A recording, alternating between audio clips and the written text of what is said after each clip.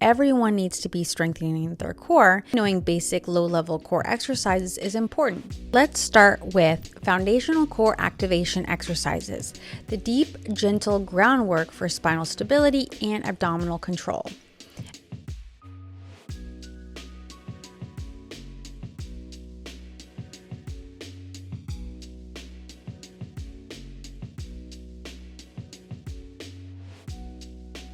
That is one of my favorite core cues, drawing your belly button towards your spine. Imagine a string tied to your belly button and someone is pulling it towards the ground. Slowly slide one heel along the ground until the leg is nearly straight. Keep your hips stable and avoid them dipping side to side or rocking. Return to start and repeat on the other side, keeping your breaths smooth and controlled. You can do this with sliders, paper plates, or just wear your socks.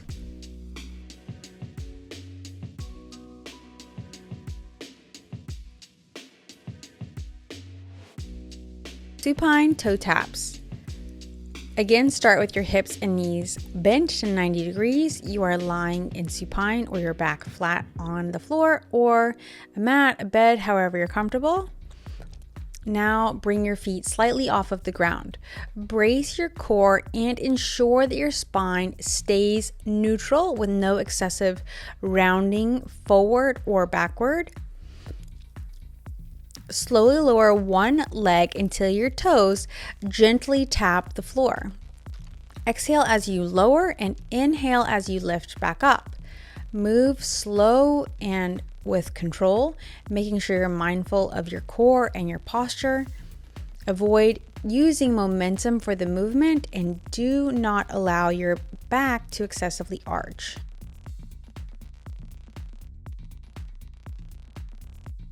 Supine 90-90 holds. You are lying on your back and you will bring your hips and knees to roughly a 90-degree angle. If you need to do a lesser angle, feel free to do so. Engage your core and flatten the lower back slightly into the mat or the floor. Not with force, but with control and core activation. Keep your arms in a comfortable neutral position by the side or reaching towards the ceiling. Maintain this position while breathing deeply into your ribs.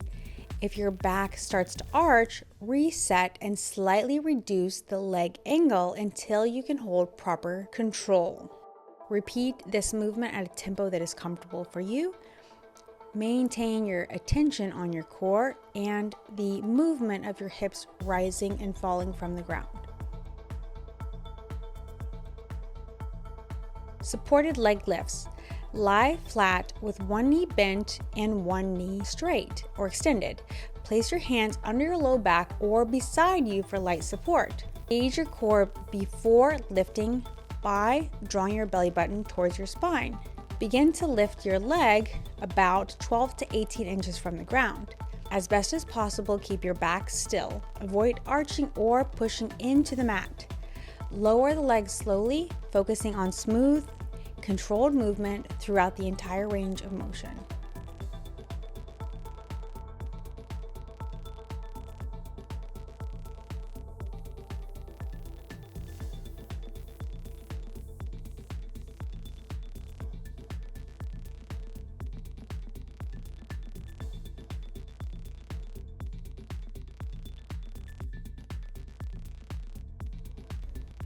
To perform a core engaged single knee hug, you're going to be lying flat on the mat or a bed of some sort with both of your knees bent.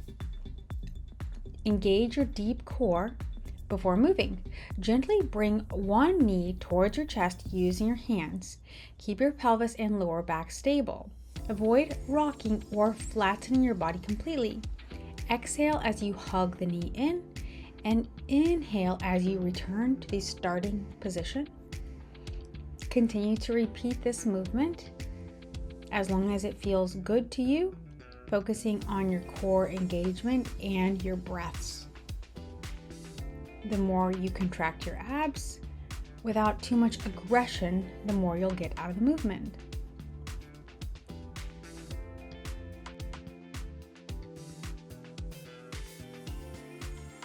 To perform the quadruped fire hydrant, start on hands and knees with your spine neutral and your core active.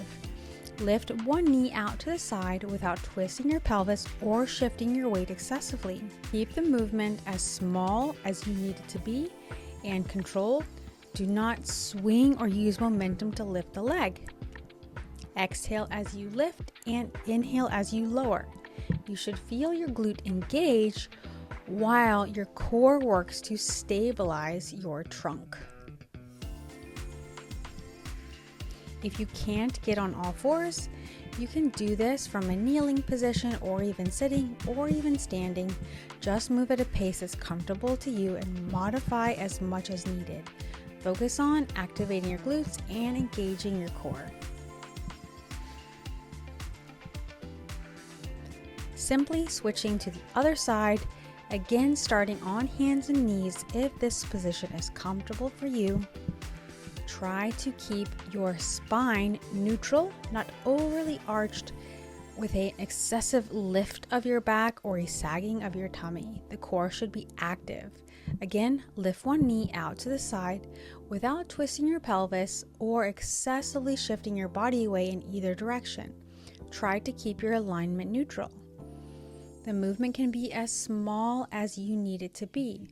Control. Remember, quality over quantity. Exhale as you lift, inhale as you lower. Focusing on glute engagement and core stability to stabilize your trunk as you perform the movement.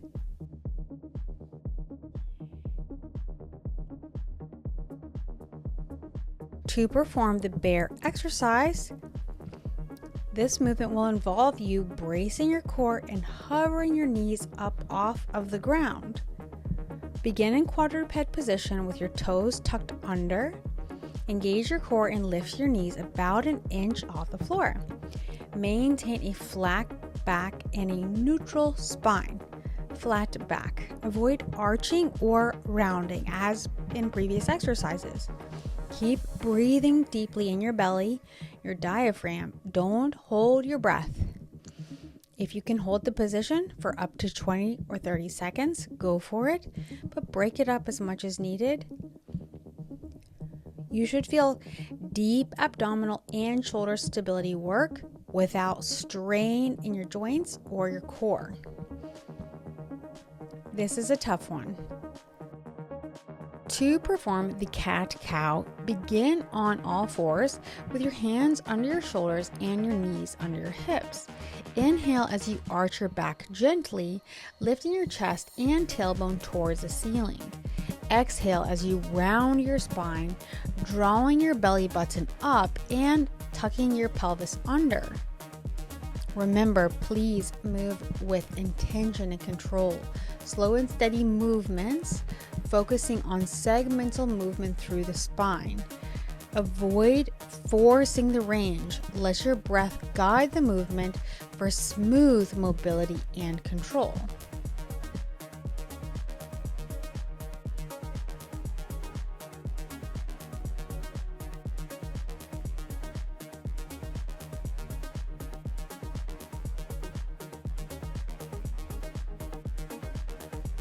To perform your seated pelvic tilts on an exercise ball, stand tall on an exercise ball with your feet flat and your knees at roughly 90 degrees, whatever position's comfortable, also depending on the size of the ball, so that you can comfortably tilt your pelvis forward and back. Inhale as you arch your back slightly, anterior tilt. Exhale to flatten your lower back, posterior tilt. Keep the movement small and smooth. Again, remember, it's about control, not range. Avoid tensing your shoulders or gripping with your legs.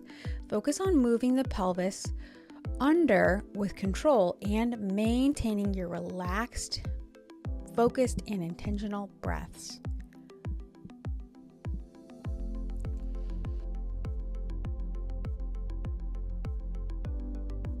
For the seated march on an exercise ball, sit tall with your spine neutral and your abs lightly engaged. Lift one foot off the floor slowly, keeping your trunk perfectly still. and adjusting your arms however you fancy. Alternate your legs in a slow and steady rhythm. You should not be bouncing or swaying. Maybe at some stage you can advance and just make it more fun if you want to start to bounce or sway. But right now we're focusing on your core. The movement should be small and controlled with your core stabilizing. Imagine balancing a cup of coffee on your head. Your posture should stay tall and steady.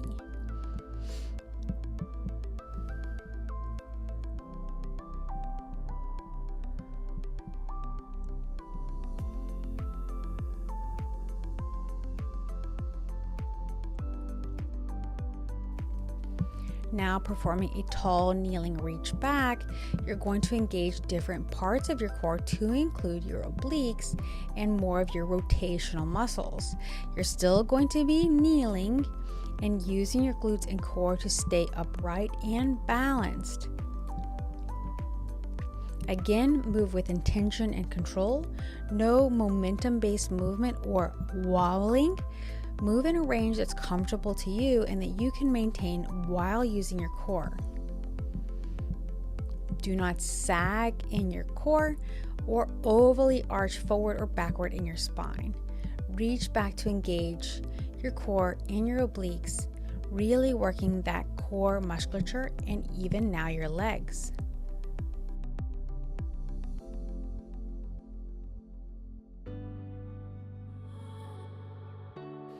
To perform the tall kneeling hip hinge, begin on both knees with something comfortable underneath them.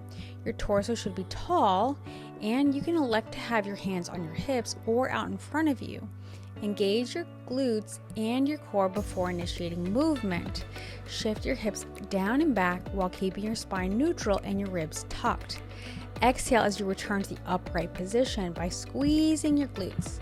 Focus on moving from your hips, not bending at the spine or arching in your back.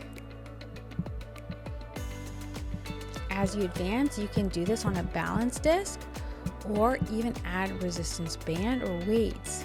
You can have a resistance band behind you or in any way that you feel the most challenged while still feeling safe.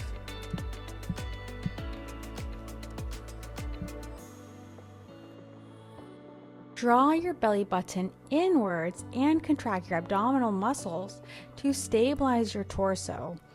Maintain a neutral spine. To perform the chop, slowly using your core and arm muscles, pull the band diagonally across your body in an upward and outward movement towards the opposite shoulder or down to the ground, depending on your starting position.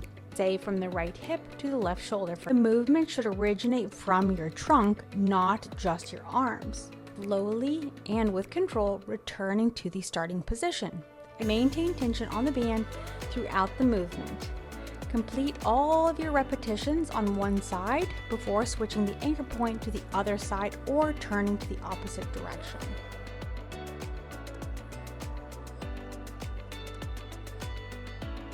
Performing a standing march or high knees. Standing tall with your feet about hip width apart and your core engaged. Lift one knee towards your chest, keeping your back neutral and lower it back to the ground. Alternate your legs, using your arms for momentum only as needed or to work your upper body as well. To increase the intensity, raise your knees higher or increase your pace. To decrease the intensity, slow down your pace or decrease the height that you're bringing your leg up. Engage your core and keep your shoulders back and down, gently lifting one knee as high as comfortable as if walking in place. Lower your foot slowly and with control. The higher your knee comes, the higher the intensity, driving one knee up towards the chest, keeping your torso upright. Simultaneously moving your arms as desired. With your feet roughly shoulder width apart or a little wider, lean your body to one side, bending your torso as you exhale. Keep your hips roughly still and your chest open. Inhale as you return to center and repeat to the other side, or I am going to isolate one side at a time. Remember, when you perform your deep inhales, lengthen your spine. Exhale as you bend your torso to one side, lowering the arm on that side down towards your knee. Keep your chest open and your hips stable, not twisting forward or backward. You can keep your other arm extended overhead if you wish, or even place your opposite hand on the hip. Inhale as you return upright with your arm back to the starting position. If balance is an issue, place your feet slightly further apart or keep one hand on a chair or wall for support. For a greater challenge, hold a dumbbell, kettlebell, or a plate weight in the hand of the arm you are bending toward. Remember to avoid twisting. Keep your shoulders and hips square to the front as much as possible. Imagine you're pressing your hips slightly in the opposite direction of the lean. For a deeper stretch, remember to focus on your breath and exhale to bend deeper into the stretch.